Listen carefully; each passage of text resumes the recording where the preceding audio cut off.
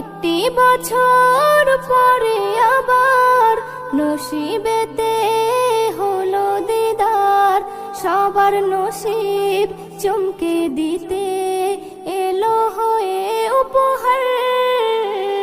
রমজান এলো, রমজান